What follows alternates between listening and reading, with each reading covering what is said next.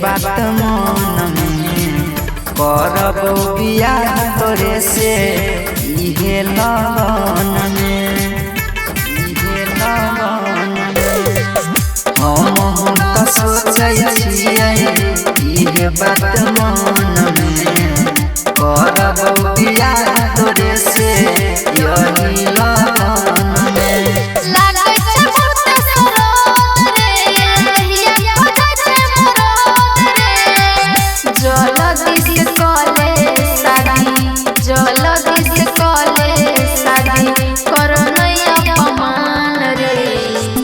दुआरा बाराती लेके आई बहुत सुन जाएंगे छियो दीवाना बगल करब तोरे नागे।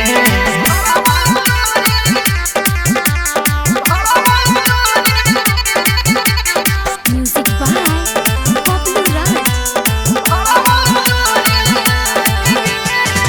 हो नहीं निराश पगली मान लेना बात गे डोली सहजा के अइबो डीजे के साथ गे डीजे के साथ गे। हो नहीं निराश पगली मान लेना बात गे डोली सहजा के अइबो डीजे के साथ गे।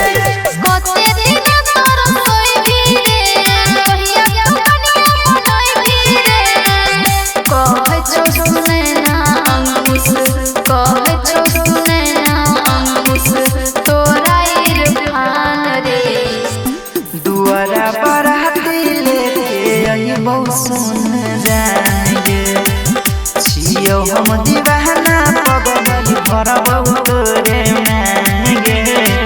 आगे जरूर भरो।